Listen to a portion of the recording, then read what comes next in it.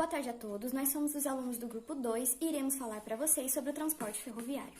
As primeiras ferrovias tiveram origem entre os séculos 18 e 19, durante a Revolução Industrial, e desde seu surgimento, o trem é considerado uma das maiores conquistas da era industrial. No Brasil, a primeira linha férrea a ser estabelecida foi a Estrada de Ferro Mauá, em 1854. O desenvolvimento ferroviário brasileiro sempre esteve intimamente ligado às políticas de governo, ao agronegócio e ao ciclo econômico agroexportador, sendo que desde que a primeira linha férrea foi estabelecida, ela era utilizada para transportar as commodities produzidas naquele período até os portos. Na década de 1990, o modal ferroviário começou a passar por grandes transformações, sendo concedido à iniciativa privada. E esse esforço contínuo das empresas se reflete nos números do setor. As ferrovias de cargas ampliaram significativamente o volume transportado, tendo em 2019 transportado 493,8 milhões de toneladas úteis, um aumento de 95% desde 1997, época do início das concessões. E o que a ampliação da malha ferroviária representa? Ela representa uma diversificação da logística de cargas, e isso gera fortalecimento e eficiência logística do agronegócio brasileiro, que pode ser considerado um fator estratégico para crescimento econômico e desenvolvimento do país.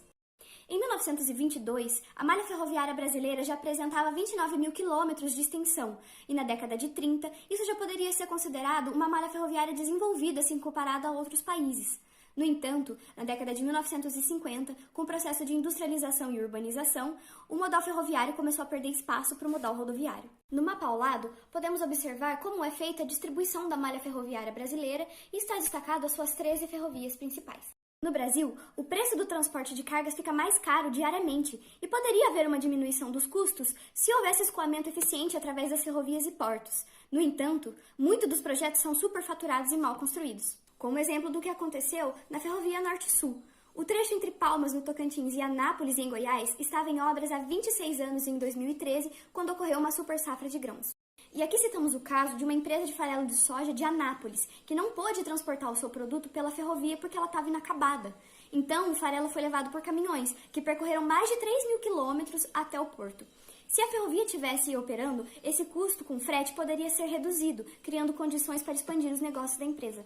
Partindo dos dados obtidos no Ministério da Infraestrutura, foi possível realizar mapas com o intuito de comparar a distribuição de ferrovias e rodovias em território nacional, com a ajuda do software de geoprocessamento QGIS. Essa malha ferroviária consta com linhas em funcionamento, desativadas, em planejamento e em estudo. Além disso, vale ressaltar que não estamos fazendo distinção de largura de bitola ou do domínio das ferrovias e rodovias. No primeiro mapa, conseguimos ver toda a malha rodoviária. No mapa, conseguimos ver toda a malha ferroviária distribuída em território nacional. É nítida a diferença entre essas duas malhas. Segundo o Observatório Nacional de Transporte e Logística, ONTL, hoje o Brasil tem 73.631 km de malha rodoviária contra 29.878 km de malha ferroviária em território nacional. Agora, partindo dos dados obtidos da pesquisa realizada pela Embrapa em 2015, onde o objetivo da pesquisa era o estudo da produção e do fluxo de origem e destino de soja e milho, foi possível observar o caminho percorrido pelos grãos em seu escoamento, desde as propriedades rurais até a chegada aos principais portos de exportação. É possível notar visualmente uma grande diferença entre as malhas no escoamento da safra até os principais portos do Brasil. Partindo ainda do estudo da Embrapa, conseguimos fazer um mapa onde juntamos as principais ferrovias com as principais rodovias no escoamento da safra, podendo assim observar que esses dois modais se completam em algum trecho rumo aos portos. Ao analisar o modal ferroviário na movimentação de carga partindo dos dados obtidos pela ONTL, a movimentação de produtos agrícolas ainda é baixa quando comparada com os minerais. Todavia, a movimentação dos produtos agrícolas vem aumentando no modal ferroviário, como podemos observar nos últimos 10 anos. Quando comparamos os modais rodoviário, ferroviário e navegação interior, vemos nos últimos 4 anos uma equivalência do rodoviário e ferroviário, e um crescimento na utilização da navegação interior. Essa tabela mostra ainda uma queda na utilização do transporte rodoviário para a soja, enquanto o ferroviário cresce. Já nesse próximo gráfico, podemos observar a quantidade transportada anualmente de soja e farelo de soja nos últimos 10 anos, tendo os últimos 4 anos acima dos 30 milhões de toneladas.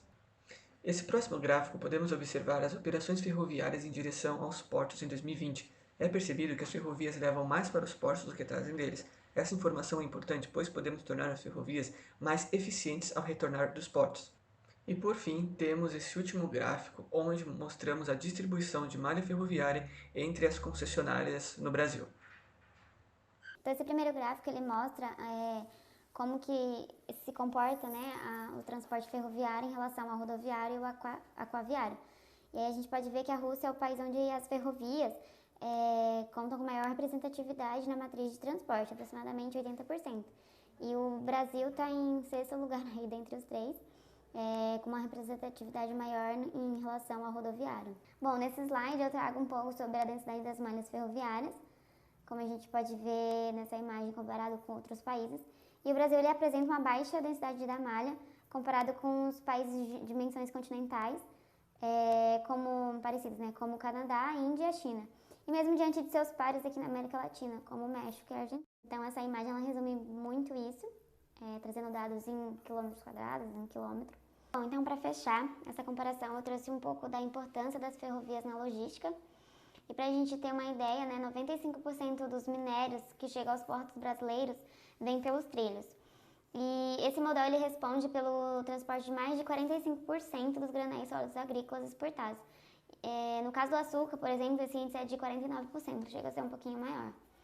E também trazendo um pouquinho sobre os Estados Unidos, que é a maior malha ferroviária do mundo, com cerca de 140 mil milhas, que é aproximadamente 225 mil quilômetros, para transporte de carga. Em 2019, as ferrovias norte-americanas transportaram aproximadamente 1,7 milhões de toneladas com destino aos Estados Unidos e cerca de 1,6 milhões de toneladas com origem dos Estados Unidos. Então, esse é um pouquinho aí da comparação do Brasil com outros países.